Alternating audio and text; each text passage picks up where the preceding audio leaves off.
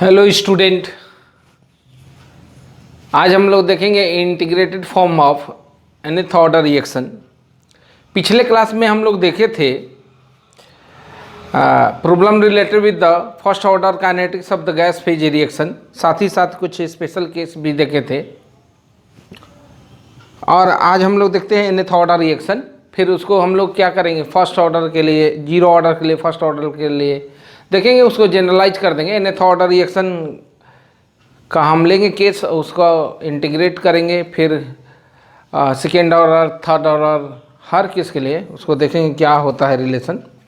फिर देखेंगे जो हम लोग जीरो ऑर्डर और फर्स्ट ऑर्डर पढ़े हैं उसको nth ऑर्डर में n की वैल्यू जीरो रखकर और n की वैल्यू 1 रखकर चेक करेंगे क्या उसके लिए ये जस्टिफाई है कि नहीं। तो चलिए आज देखते हैं हम लोग integrated form of nth order reaction. Integrated form of nth order reaction.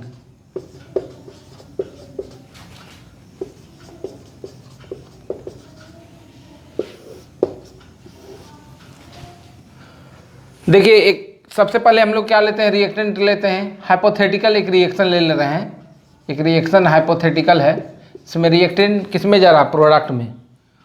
और t इक्वल टू जीरो पर अगर टाइम जीरो है, यानी at the start of reaction क्या होगा, रिएक्टेंट तो टोटल होगा क्योंकि वो कुछ भी कंज्यूम नहीं हुआ होगा। प्रोडक्ट का अमाउंट क्या होगा, जीरो होगा। और जैसे जैसे टाइम पास करेगा, मान लीजिए कोई टाइम t ले रहे हैं, वहाँ रिएक्टेंट का कंसंट्रेशन r है और प्रोडक्ट का कंसंट्रेशन p है। तो अगर इसका डिफरेंशियल रेट इक्वेशन लिखें, nth ऑर्डर अगर इसको हम मान लें और इसका डिफरेंशियल रेट इक्वेशन लिखेंगे तो क्या होगा, minus D R D T. और टाइम t पर हम लिख ले रहे हैं differential rate equation time t पर, तो उसी समय का हम लोग क्या लेते हैं, कंसंट्रेशन लेते हैं रिएक्टेंट का। और चूँकि ऑर्डर यहाँ क्या n है तो पावर n हो जाएगा। तो ये डिफरेंशियल रेट इक्वेशन हो गया फॉर nth ऑर्डर रिएक्शन। आप कोई भी रिएक्शन दिया रहेगा, अगर उसका ऑर्डर मालूम है तो आप डिफरेंशियल रेट इक्वेशन लिख लेते हैं आसानी से। तो this is the differential rate equation of nth order reaction. अब इसको हम लोग लिख लिए हैं, अब इसका इंटीग्रेशन करना है, तब इंटीग्रेटेड फॉर्म में आता है रिलेशन टाइम के साथ और रिएक्टेंट के कंसंट्रेशन के साथ एक रिलेशन आता है। तो देखिए यहाँ अगर हमको इंटीग्रेट करना है तो क्या करते हैं, सेम वेरिएबल को एक साथ कर लेते हैं। तो यहाँ R है रिएक्टेंट का कंसंट्रेशन, इधर भी कंसंट्रेशन का टर्म है, तो इसको एक साथ कर लेते हैं। यहाँ R टू पावर n हो जाएगा और dt इधर चला जाएगा तो ये k dt हो जाएगा। अगर इसको हम इंटीग्रेट कर दें, दोनों तरफ इंटीग्रेशन का साइन ले लें, तो क्या हो जाएगा, इंटीग्रेट करने के बाद ये निगेटिव बाहर कर देते हैं, निगेटिव साइन को, r to power n। k constant है, जानते ही आप। इंटीग्रेशन साइन से क्या हो जाएगा, बाहर हो जाएगा। और एक कांस्टेंट लेते हैं, इंटीग्रेशन करने के बाद एक कांस्टेंट लेते हैं जिसे कहते हैं इंटीग्रेशन कांस्टेंट। तो i क्या है, i is the integration constant, it is an integration constant.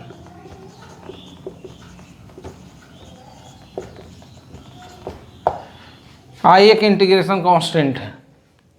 देखिए आप जानते होंगे, अगर हमको इंटीग्रेशन करना है इसको तो क्या कर दें, अब इसको जो है यहाँ उसको अगर ऊपर ले जाते हैं तो क्या हो जाएगा, आपको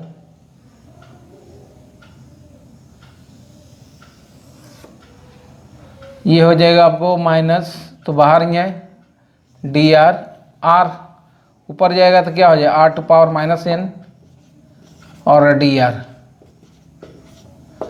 इधर हो जाए कि डी टी प्लस आई, के डी टी प्लस आई होगा।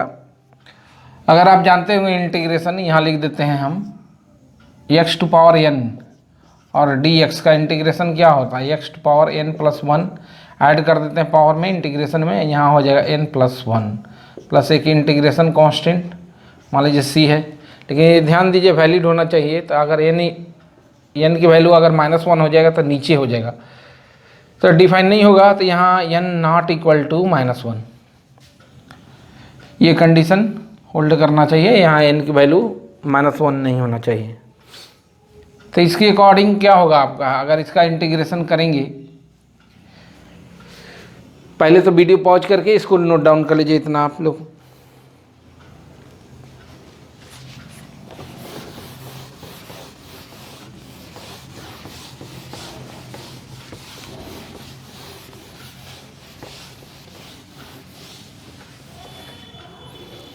तो देखिए इसको अगर इंटीग्रेट करते हैं हम तो क्या होगा रिलेशन, -r टू पावर,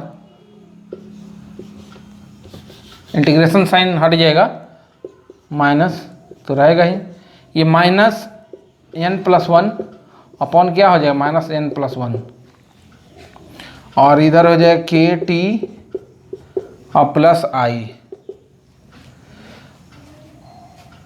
देखिए I की वैल्यू हमको फाइंड करना है, इंटीग्रेशन कांस्टेंट की वैल्यू फाइंड करना है। कैसे फाइंड करेंगे इंटीग्रेशन कांस्टेंट की वैल्यू, तो जो कंडीशन गिवन रहता है उसके हेल्प से हम लोग इंटीग्रेशन कांस्टेंट की वैल्यू फाइंड कर लेते हैं। तो यहाँ इनिशियल कंडीशन गिवन है कि t इक्वल टू 0 है, जब टाइम 0 है तो उस समय रिएक्टेंट का कंसंट्रेशन कितना है, R0 है। तो t इक्वल टू जब 0 ले रहे हैं तो R की वैल्यू कितना है, R इक्वल टू R0। अभी रिएक्टेंट कंज्यूम नहीं हुआ है, टोटल बचा हुआ है अमाउंट। तो अगर t इक्वल टू यहाँ 0 पुट करेंगे तो R की जगह क्या पुट करेंगे, R0 पुट करेंगे। तो पुट कर लेते हैं वैल्यू, तो पुट करेंगे तो क्या होगा, R0 -n+1 upon -n+1 k into T की जगह 0 प्लस I। तो I की वैल्यू तो निकल जाएगा ये, क्योंकि ये टर्म 0 होगा। तो I इक्वल टू क्या हो गया, I इक्वल टू हो गया -R0,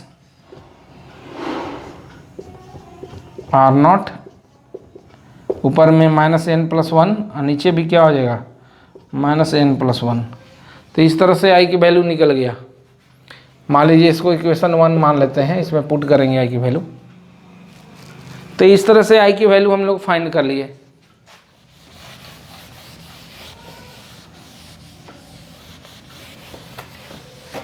क्या करेंगे, अब I की वैल्यू इक्वेशन 1 में पुट करेंगे।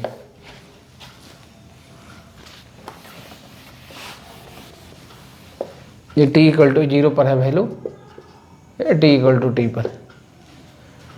I की वैल्यू इक्वेशन में पुट करेंगे तो क्या हो जाएगा, -r पावर -n+1 अपॉन -n+1 KT, और I की जगह क्या हो जाएगा -R0 -n+1 अपॉन -n+1। ये हो जाएगा। अगर इसको इधर लाते हैं तो क्या हो जाएगा, KT इक्वल टू हो जाएगा आपको, ये तो प्लस हो जाएगा, इधर आएगा तो minus sign, R0 -n+1 upon -n+1, ये हो जाएगा -R -n+1 और नीचे हो जाएगा -n+1। अगर हम इसको 1 लिख दें तो कोई प्रॉब्लम नहीं होना चाहिए, 1 - n, ये 1 - n, ये हो गया। देखिए KT इक्वल टू क्या लिखेंगे, चूँकि नीचे तो दोनों का सेम है, यहाँ 1 - n यहाँ भी है, एलसीएम क्या होगा 1 - n, ऊपर क्या हो जाएगा ये R0 n-1, ये -R, ये -n+1, ये -n+1, ये भी -n+1। तो t इक्वल टू क्या हो जाएगा, t इक्वल टू हो जाएगा आपको 1/k, ये हो जाएगा value R0 -n+1 -R n+1 upon 1 - n। इस तरह से t निकल गया। देखिए t यहाँ निकल गया है। वीडियो पॉज करके इसको नोट डाउन कर लीजिए आप। यहाँ t हम लोग निकाल लिए हैं, रिएक्टेंट का ये R कंसंट्रेशन है, ये रिलेशन आ गया है इन्हें थर्ड रिएक्शन के लिए। चलिए अब हाफ लाइफ भी निकाल लेते हैं। आप तो जानते हैं हाफ लाइफ क्या है, the time interval after which the concentration of reactant become half of its initial concentration is known as half life. जितने समय अंतराल के बाद, जितने टाइम इंटरवल के बाद रिएक्टेंट का कंसंट्रेशन क्या हो जाए, आधा हो जाए, अपने इनिशियल कंसंट्रेशन का हाफ हो जाए, वो जो टाइम इंटरवल होता है उसी को हम लोग हाफ लाइफ कहते हैं। तो हाफ लाइफ अगर इसका निकालना है तो टी, अगर टाइम को हाफ करते हैं, T equal to T half, तो आर की जगह क्या हो जाएगा, R naught upon two, initial concentration का आधा हो जाएगा। जो भी कंसंट्रेशन होगा इनिशियल कंसंट्रेशन का हाफ हो जाएगा। तो T equal to T half, तो R की जगह क्या लिखेंगे, आर नॉट अपॉन टू, तो रख दीजिए यहाँ इस इक्वेशन में। तो T के जगह हम क्या करते हैं, T हाफ रख दें, 1/K, R की जगह आर नॉट अपॉन टू, ये तो आर नॉट रहेगा, ये तो इनिशियल कंसंट्रेशन है, इसमें कोई चेंज नहीं होगा। और यहाँ R की जगह हो जाएगा आर नॉट अपॉन टू, और पूरे पर क्या हो जाएगा, पूरे पावर हो जाएगा, पूरे पर हो जाएगा यहाँ -n+1। ध्यान दीजिए, तो यहाँ भी हम लोग ले लेंगे, यहाँ तो होगा ही -n+1 और 2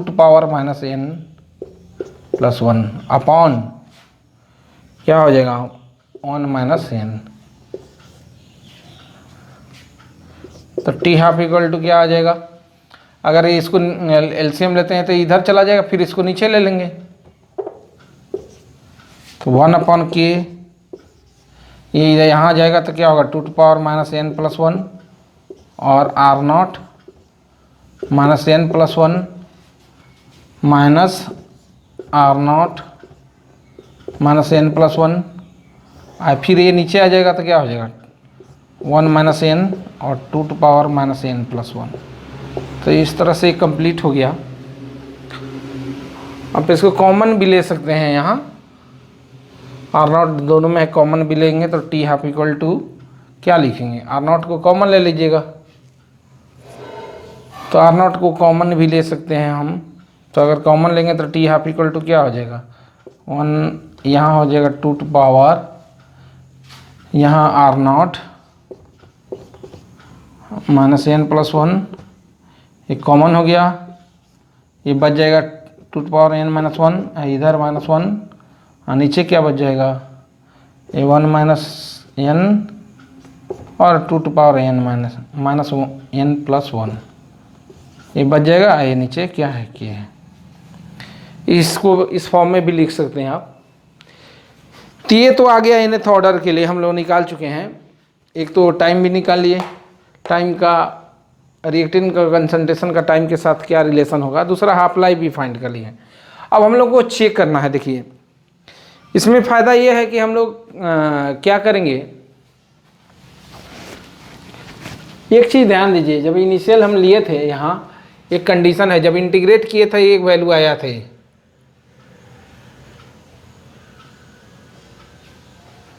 जब इसको इंटीग्रेट किए थे तो ये आया था यहाँ, देखिए n इक्वल टू अगर 1 रखें तो ये क्या हो जाएगा, n इक्वल टू 1 रखेंगे तो ये तो 0 हो जाएगा, अनडिफाइंड हो जाएगा टर्म। तो यहाँ कंडीशन लिख लेते हैं, छूट गया है term, n not equal to 1, n not equal to 1 होगा, क्योंकि ये अगर n की वैल्यू 1 रख देंगे तो ये 0 हो जाएगा और टर्म अनडिफाइंड हो जाएगा, तो n नॉट इक्वल टू 1। तो ध्यान दीजिएगा ये फर्स्ट ऑर्डर इक्वेशन के लिए वैलिड नहीं है, जो हम लोग एक निकाले हैं nth ऑर्डर रिएक्शन मान के लिए, तो ये फर्स्ट ऑर्डर रिएक्शन के लिए वैलिड नहीं है। यानी फर्स्ट ऑर्डर रिएक्शन का जो इक्वेशन हम लोग फाइंड किए हैं उसको जस्टिफाई नहीं करेगा। हाफ लाइफ का भी इक्वेशन, ये भी इक्वेशन फाइंड जस्टिफाई नहीं करेगा, क्योंकि n इक्वल टू 1 पर ये वैलिड नहीं है। यानी 0 ऑर्डर के लिए वैलिड है, सेकेंड ऑर्डर के लिए वैलिड है, थर्ड ऑर्डर के लिए वैलिड है, लेकिन ये फर्स्ट ऑर्डर के लिए वैलिड नहीं है इक्वेशन। तो फर्स्ट ऑर्डर का जो इक्वेशन आया है उसको हम लोग चाहें कि n इक्वल टू 1 रख कर उसको लाएँ तो ये संभव नहीं है। हाँ, हम लोग 0 ऑर्डर रिएक्शन के लिए n की वैल्यू क्या होगा, 0 होगा। अगर n की वैल्यू 0 पुट करते हैं यहाँ पर तो जो हम लोगों का इक्वेशन आया था वहीं आना चाहिए।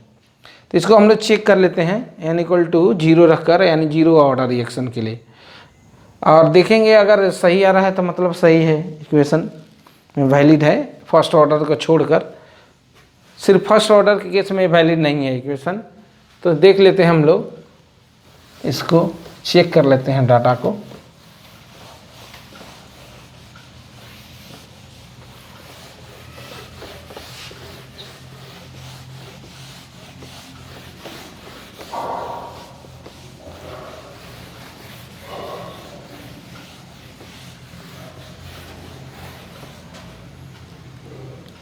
For zero order reaction, for zero order reaction आपको मालूम है जीरो ऑर्डर रिएक्शन में क्या होगा, n इक्वल टू जीरो हो जाएगा। n इक्वल टू जीरो होगा तो यहाँ पुट करते हैं वैल्यू। आपको t इक्वल टू क्या दिया है, 1/k r0 n-1 ये minus r minus n+1 upon 1 minus n। यह है, यहाँ n की अगर वैल्यू हम जीरो कर देते हैं, n की वैल्यू जीरो कर देते हैं तो क्या हो जाएगा, t equal to 1/k r0 तो जीरो हो जाएगा, 1 हो जाएगा पावर माइनस r, यहाँ n की वैल्यू जीरो फिर हो जाएगा पावर 1 और नीचे भी जीरो हो जाएगा तो 1 हो जाएगा। क्या हो जाएगा, 1 हो जाएगा। तो ये आ गया रिलेशन। यानी एक तरह से इसको क्या लिख सकते हैं, r0 minus r upon k। यही तो था फर्स्ट ऑर्डर में, क्या था, यही रिलेशन था। r0 सॉरी जीरो ऑर्डर में यही रिलेशन आया था, हम लोग फाइंड किए थे, ये रिलेशन आया था जीरो ऑर्डर के लिए। तो ये तो सही हो गया जीरो ऑर्डर के लिए, यहाँ इनकी वैल्यू जीरो रख लिए तो आ गया वैल्यू। अगर उसी तरह हम हाफ लाइफ निकालें तो क्या होगा, हाफ लाइफ तो t हाफ लाइफ में n की वैल्यू जीरो कर दें तो क्या हो जाएगा, r0 और यहाँ जीरो कर देंगे 2 to power 1 minus 1 upon k, नीचे क्या हो जाएगा, ये तो जीरो हो गया, और 2 टू पावर 0 यानी 2 हो जाएगा। तो क्या हो जाएगा ऊपर देखिए, ये तो घट जाएगा, 2 है का मतलब 1 हो जाएगा, नीचे r0/2k, r0/2k। देखिए बिल्कुल सही हम लोग निकाले थे जब जीरो ऑर्डर में, तो यही आया था हाफ लाइफ का r0/2k, यहाँ भी आ रहा है। इस तरह से देखिए ये जो इक्वेशन हम लोग nth ऑर्डर मान कर निकाले थे इंटीग्रेटेड फॉर्म, तो जीरो ऑर्डर के लिए वैलिड है। ये ध्यान दीजिएगा फर्स्ट ऑर्डर के लिए वैलिड नहीं है। उसी तरह अगर आप n की वैल्यू 2 ले लें, n की वैल्यू 2 ले लेंगे तो सेकेंड ऑर्डर के लिए भी निकाल सकते हैं। अगर n की वैल्यू 3 लेंगे तो थर्ड ऑर्डर के लिए भी आप इसकी वैल्यू फाइंड कर सकते हैं। हम लोगों को एक्चुअली में पढ़ना क्या है, जीरो ऑर्डर फर्स्ट ऑर्डर, लेकिन यहाँ nth ऑर्डर का इसलिए कैलकुलेट कर लिए हैं हम कि मान लीजिए आपको सेकेंड ऑर्डर का फाइंड करना होगा तो इससे फाइंड कर सकते हैं आप आसानी से, t की वैल्यू निकाल सकते हैं, हाफ लाइफ निकाल सकते हैं। क्या करना है, सिर्फ आपको n की वैल्यू 2 मान लेना है। मान लीजिए थर्ड ऑर्डर के लिए दे दे तो उस सिचुएशन में आप क्या करेंगे, n की वैल्यू 3 ले लीजिएगा, इस इक्वेशन में पुट कर लीजिएगा n की वैल्यू 3।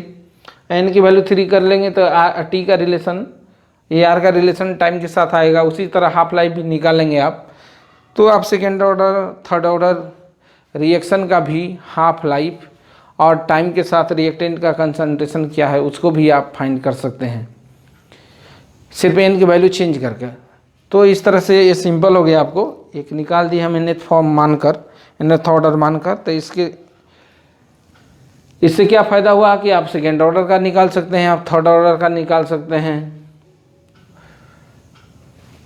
तो आप इसको वीडियो पॉज करके नोट डाउन कर लीजिए।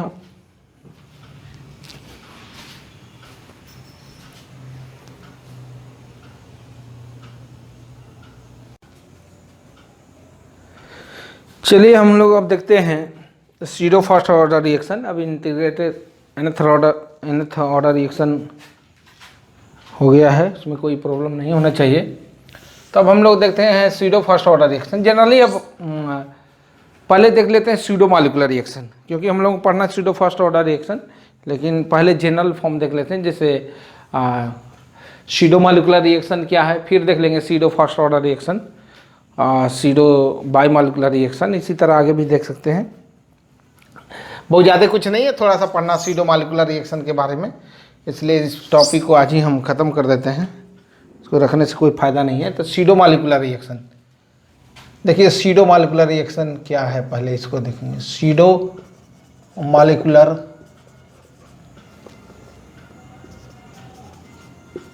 रिएक्शन, सीडो मॉलिक्यूलर रिएक्शन, देखिए बहुत सारा ऐसा रिएक्शन होगा जिसमें क्या होगा, किसी रिएक्टेंट का कंसंट्रेशन इतना एक्सेस होगा कि उसमें जो चेंज होगा वो चेंज नहीं के बराबर होगा एक तरह दूसरे रिएक्टेंट के रिस्पेक्ट में। तो उस सिचुएशन में उस रिएक्टेंट का कंसंट्रेशन हम लोग कांस्टेंट मान लेते हैं, तो जो रिएक्शन का रेट लिखते हैं तो वो टर्म दिखाई नहीं देता, वो कांस्टेंट में चला जाता है। उस सिचुएशन में क्या हो जाता है, रिएक्शन का मॉलिक्यूलरिटी कुछ और होता है लेकिन ऑर्डर उससे कम होता है जनरली। तो इस टाइप के रिएक्शन को हम लोग बोलते हैं सूडो मॉलिक्यूलर रिएक्शन, यानी ऐसा रिएक्शन जिसमें मॉलिक्यूलरिटी ऑर्डर ऑफ रिएक्शन से अधिक होता है, तो ऐसे रिएक्शन को हम लोग कहते हैं सूडो मॉलिक्यूलर रिएक्शन। सिंपल एक रिएक्शन लिखकर हम आपको बताना चाहेंगे, जैसे एक हम ले रहे हैं इथाइल एसीटेट, देखिए एक एग्जांपल के तौर पर, as a example ethyl acetate, और इसका हाइड्रोलिसिस कराते हैं हम लोग, तो बनता है आपको acid plus alcohol, acid plus alcohol बनता है। इथाइल एसीटेट का हाइड्रोलिसिस करते हैं तो क्या करते हैं, देखिए ये सॉल्वेंट है, सॉल्वेंट जनरली एक्सेस में होता है, और T इक्वल टू 0 पर इसका ले लेते हैं 0.1 मोल और इसका ले लेते हैं 10 मोल, और 100 मोल भी ले सकते हैं। इनिशियल में क्या होगा, ये 0 होगा क्योंकि ये तो बना ही नहीं होगा। अब मान लेते हैं जब रिएक्शन कंप्लीट हो गया, मान लीजिए टाइम T पर ये रिएक्शन कंप्लीट हो गया, तो इसका क्या होगा, देखिए पहले स्टाइकोमेट्रिक कोफिशिएंट से, क्योंकि ये रिएक्शन तो बैलेंस्ड है, तो इसका 1 मोल इसके 1 मोल से रिएक्शन करता है तो क्या बनता है, ये बनता है एसिडिक एसिड प्लस अल्कोहल, इसका 1 मोल और इसका 1 मोल बनता है। तो देखिए जब रिएक्शन कंप्लीट होगा तो इसका 0.1 मोल इथाइल एसीटेट का 0.1 मोल वाटर के कितने मोल से रिएक्शन करेगा, वाटर के 0.1 मोल से रिएक्शन करेगा, क्योंकि देखिए 1 मोल से करता है तो क्या प्रोड्यूस करता है, एसिटिक एसिड का 1 मोल और इथाइल अल्कोहल का 1 मोल। तो इसका 0.1 मोल कितने से रिएक्शन करेगा, 0.1 से करेगा, तो कितना प्रोड्यूस करेगा, 0.1 मोल एसिटिक एसिड और 0.1 मोल अल्कोहल प्रोड्यूस करेगा। तो देखिए जब रिएक्शन कंप्लीट हो जाएगा तो ये तो 0 हो जाएगा, क्योंकि ये तो पूरा कंप्लीट रिएक्शन कर लिया। कितने से किया होगा, इसके 0.1 मोल से, तो इसका 0.1 मोल तो कंज्यूम होगा, तो कितना बच जाएगा 9.9 मोल। ये कितना बनेगा 0.1 मोल, ये कितना बनेगा 0.1 मोल। ये मान लीजिए सिंपलेस्ट है रिएक्शन, फर्स्ट ऑर्डर ये 1 स्टेप रिएक्शन है, आपको बताए थे मॉलिक्यूलरिटी 1 स्टेप रिएक्शन है। तो मॉलिक्यूलरिटी क्या होता है, number of species taking part in simplest कहिए या 1 step reaction is known as molecularity of the reaction. तो ये 1 स्टेप रिएक्शन है, तो इसमें 2 मॉलिक्यूल भाग ले रहा है, कि इथाइल एसीटेट और दूसरा वाटर, तो इस रिएक्शन का मॉलिक्यूलरिटी क्या हो जाएगा 2 हो जाएगा। ऐसे कहें तो ये बाई मॉलिक्यूलर रिएक्शन है, क्या है बाई मॉलिक्यूलर रिएक्शन। लेकिन देखिए जब हम मान लीजिए कि बाई मॉलिक्यूलर रिएक्शन है और इसके रिस्पेक्ट में ऑर्डर 1 है, इसके रिस्पेक्ट में ऑर्डर 1 है, तो रेट लिखेंगे तो क्या लिखेंगे, rate of reaction, rate of reaction equal to हो जाएगा आपका K, और ये हो जाएगा ethyl acetate, concentration of ethyl acetate, और ये कंसंट्रेशन ऑफ वाटर। अब देखिए मान लीजिए K डैश ले लेते हैं, बाद में कांस्टेंट यूज करेंगे दूसरा। तो ये हो गया, ये बाई मॉलिक्यूलर रिएक्शन है, इस रिएक्शन का मॉलिक्यूलरिटी क्या है 2 है, रिएक्शन का मॉलिक्यूलरिटी क्या है 2 है। लेकिन यहाँ देखिए ये जो रिएक्शन हो रहा है तो वाटर के कंसंट्रेशन में क्या हो रहा है, एक तरह से कोई लगभग नहीं के बराबर चेंज हो रहा है, वाटर का कंसंट्रेशन लगभग कांस्टेंट है, क्योंकि इसका क्या है ये लार्ज है, इसका कंसंट्रेशन इस रिएक्टेंट के रिस्पेक्ट में इसका कंसंट्रेशन बहुत लार्ज है, तो इसमें जो भी चेंज हो रहा है इसके रिस्पेक्ट क्या है नेग्लेजेबल चेंज हो रहा है। ये तो ख़त्म हो गया, लेकिन इसमें क्या हुआ है नेग्लेजेबल चेंज हो रहा है। तो इसको हम लोग क्या मान सकते हैं, इसको हम लोग क्या मान सकते हैं, कांस्टेंट मान सकते हैं। तो अगर इसको कांस्टेंट मान लेंगे, ये कहेंगे कि जैसे जैसे रिएक्शन हो रहा है उसमें वाटर के कंसंट्रेशन में नेग्लेजेबल चेंज हो रहा है, रिएक्शन होने के साथ साथ वाटर के कंसंट्रेशन में क्या हो रहा है, नेग्लिजिबल चेंज हो रहा है, तो इसको हम लोग क्या मानेंगे, इसको कांस्टेंट मान लेंगे। ये भी कांस्टेंट है, ये भी कांस्टेंट, ये भी कांस्टेंट, एक नया कांस्टेंट के ले लेते हैं, तो क्या लिखेंगे, ये लिख सकते हैं हम के डैश और के मिल के एक न्यू कांस्टेंट हम ले लिए, के डैश, के क्या है हमारा, के है के डैश और वाटर का कंसंट्रेशन दोनों मिलकर के मान लिए। तो देखिए अब rate of reaction equal to क्या हो जाएगा, के और इथाइल एसीटेट का कंसंट्रेशन है, इसका पावर 1 है, तो अब क्या हो जाएगा, रिएक्शन का ऑर्डर 1 हो जाएगा, इस रिएक्शन का ऑर्डर 1 हो जाएगा। क्यों ऑर्डर 1 हो गया, जब इसका कंसंट्रेशन हम क्या एज्यूम कर लिए, कांस्टेंट, क्योंकि एक्सेस में है।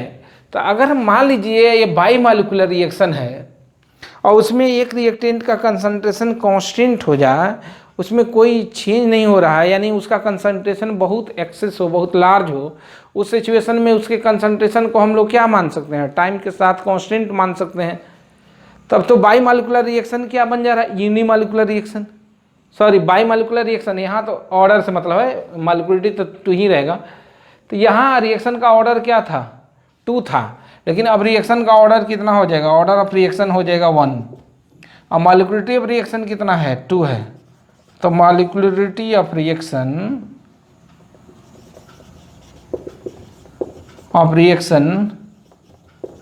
इक्वल टू कितना है, 2 है, ऑर्डर ऑफ रिएक्शन क्या हो गया, 1 हो गया। तो इस टाइप के रिएक्शन को हम लोग क्या बोलेंगे, स्यूडो फर्स्ट ऑर्डर रिएक्शन। और ये तो है ही स्यूडो मॉलिक्यूलर रिएक्शन का एग्जांपल, लेकिन ये बन गया आपका pseudo first order reaction.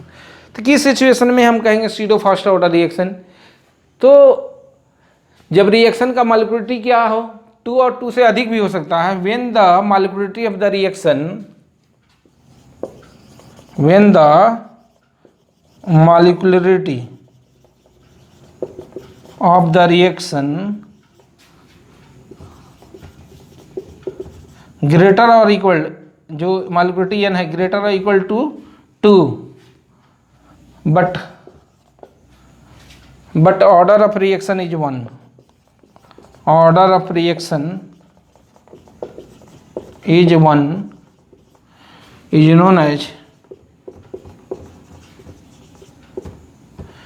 Known as pseudo first order reaction, is known as pseudo first order reaction.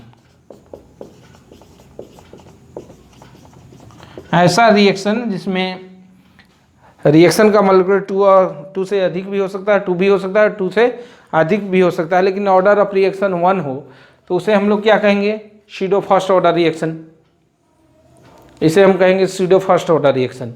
आप है तो हाइपोथेटिकल एग्जांपल भी ले सकते हैं, बहुत तरह के हाइपोथेटिकल एग्जांपल ले सकते हैं। आप पहले वीडियो पॉज करके इसको नोट डाउन कर लीजिए। मान लीजिए एक दूसरा एग्जांपल हम ले रहे हैं,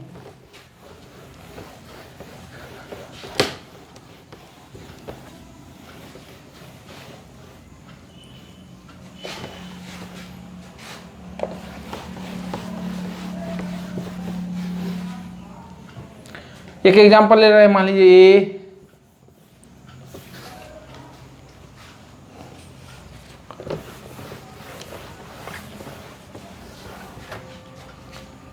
ए प्लस बी प्लस सी, ये प्रोडक्ट बन रहा है। ये क्या है, ये टी इक्वल टू 0 पर इसका 0.1 मोल ले लीजिए, 100 मोल है, ये 100 मोल, ये भी 100 मोल। टाइम कंप्लीट हो गया, रिएक्शन 0 हो गया, ये कितना बच जाएगा 99.9 मोल, ये कितना हो जाएगा 99.9 मोल। ये जो भी प्रोडक्ट होगा, मान लीजिए प्रोडक्ट यहाँ डी लिख दे रहे हैं कुछ डी, तो क्या हो जाएगा 0.1 मोल। तो रेट ऑफ रिएक्शन क्या लिखेंगे, rate of reaction equal to आप लिखेंगे के डैश, मान लीजिए सबके रिस्पेक्ट में ऑर्डर 1 है, तो A to power 1, B to power 1 और सी टू पावर 1। तो रिएक्शन का मॉलिक्यूलरिटी कितना है, 3 है।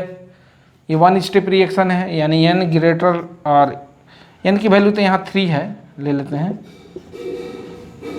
और ऑर्डर ऑफ रिएक्शन क्या होगा, देखिए क्या करते हैं, यहाँ ये क्या है, इसकी अमाउंट बहुत कम है, इसके रिस्पेक्ट में ये दोनों का अमाउंट का बहुत ज़्यादा है, एक्सेस में है। तो ये कांस्टेंट है। कंसंट्रेशन ऑफ बी में क्या हो रहा है, एक तरह से रिएक्शन हो रहा है लेकिन उसमें कोई चेंज नहीं हो रहा है।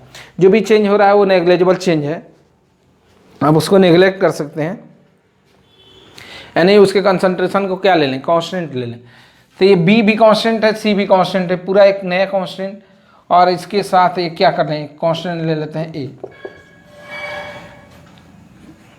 यानी के डैश ए भी कांस्टेंट था इसलिए एक न्यू कांस्टेंट ले लिए। न्यू कांस्टेंट का मतलब क्या है कि ये का मतलब है K dash concentration of B into concentration of C, ये है सिचुएशन। तो यहाँ देखिए रिएक्शन का मॉलिक्यूलरिटी कितना है, 3 है, लेकिन ऑर्डर ऑफ रिएक्शन क्या हो गया, 1 हो गया। ऑर्डर ऑफ रिएक्शन 1 हो गया, तो इसे क्या बोलेंगे, एक तो सूडो मॉलिक्यूलर रिएक्शन भी बोल सकते हैं या सूडो फर्स्ट ऑर्डर रिएक्शन। तो ये हमारा हो गया pseudo first order reaction, pseudo first order reaction. तो ये हो गया। अब और भी आगे जानना चाहते हैं आप कि सूडो बाईमॉलिक्यूलर रिएक्शन किसे कहेंगे, सूडो बाईमॉलिक्यूलर रिएक्शन किसे कहेंगे। आप अपने से सोच सकते हैं ऐसा रिएक्शन जिसका मॉलिक्यूलरिटी क्या हो, 3 के इक्वल भी हो सकता है और ग्रेटर देन 3 हो, लेकिन ऑर्डर ऑफ रिएक्शन क्या है, 2 हो, उसे हम लोग कहेंगे सूडो बाईमॉलिक्यूलर रिएक्शन। यानी द रिएक्शन ऑफ मॉलिक्यूलरिटी यानी n ग्रेटर देन 3 हो, but the reaction of molecularity equal to 3 और greater than 3, but order of reaction is 2 is known as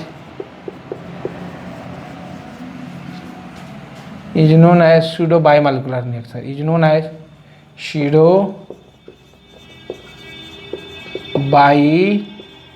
bimolecular reaction, is known as pseudo bimolecular reaction. इसका example ले सकते हैं, एक hypothetical example है, A B और सी ये रिएक्शन करके डी बना रहा है, टी इक्वल टू 0 पर। देखिए जी इसका 0.1 मोल है, इसका 0.2 मोल है, इसका 100 मोल है, ये तो 0 होगा। और जब रिएक्शन कंप्लीट हो गया तो ये कितना हो जाएगा, 0 मोल, क्योंकि ये देखिए इसका 1 मोल इसके 1 मोल से रिएक्शन करता है, इसके 1 मोल से, तो ये 1 मोल प्रोड्यूस करता है। तो इसका 0.1 कितने से रिएक्शन करेगा, इसके 0.1 से, तो इसका 0.1 बच जाएगा। इसका 0.1 से करेगा तो इसका 99.9 मोल बच जाएगा। कितना प्रोड्यूस करेगा, 0.1। तो rate of reaction equal to क्या लिखेंगे, rate of reaction equal to लिखेंगे हम के डैश कंसंट्रेशन क्या, ये अगर इसके रिस्पेक्ट में फर्स्ट ऑर्डर, इसके रिस्पेक्ट में फर्स्ट ऑर्डर, इसके रिस्पेक्ट में भी फर्स्ट ऑर्डर, तो A⁴ और B⁴ C⁴ ये लिखेंगे। लेकिन चूंकि देखिए यहाँ ये एक्सेस में है, सी का कंसंट्रेशन क्या है, एक्सेस में है, तो एक तरह से हम क्या मानेंगे, कांस्टेंट मानेंगे, उसमें कोई चेंज नहीं हो रहा। तो एक के डैश है इसका कांस्टेंट, एक न्यू कांस्टेंट ले रहे हैं ए और ए बी। के क्या है यहाँ, के है के डैश और कंसंट्रेशन ऑफ सी। तो देखिए रिएक्शन का मॉलिक्यूलरिटी कितना है, रिएक्शन का मॉलिक्यूलरिटी ऑफ रिएक्शन हो गया आपको 3, लेकिन ऑर्डर ऑफ रिएक्शन कितना हो गया 2। तो सूडो मॉलिक्यूलर रिएक्शन का एग्जांपल है, लेकिन ये सूडो बाईमॉलिक्यूलर रिएक्शन है। तो ऐसा रिएक्शन जिसका मॉलिक्यूलरिटी 3 और 3 से ग्रेटर हो, लेकिन ऑर्डर ऑफ रिएक्शन क्या हो, ऑर्डर ऑफ रिएक्शन 2 हो, तो ऐसे रिएक्शन को हम लोग कहते हैं सूडो बाईमॉलिक्यूलर रिएक्शन। तो आप समझ चुके होंगे, इसमें कोई टफ नहीं है कि समझने में कोई प्रॉब्लम होगा। तो इस टाइप का क्वेश्चन अगर आता है तो उसमें देखिएगा जिस रिएक्टेंट का कंसंट्रेशन बहुत एक्सेस में है, बहुत लार्ज है, तो उसको हम लोग कांस्टेंट ले लेते हैं, क्योंकि उसका जो भी चेंज हो रहा है दूसरे रिएक्टेंट के रिस्पेक्ट में कंसंट्रेशन में बहुत ज़्यादा चेंज नहीं हो रहा है, तो इसलिए हम लोग बोलते हैं सूडो मॉलिक्यूलर रिएक्शन। तो आप दोनों एग्जांपल के हेल्प से pseudo first order reaction, pseudo bimolecular reaction देख चुके हैं। अब इसमें कोई प्रॉब्लम नहीं होना चाहिए आपको। आप वीडियो पॉज करके इसको नोट डाउन कर लीजिएगा। तो आज यहीं क्लास क्लोज कर रहे हैं। Thank you.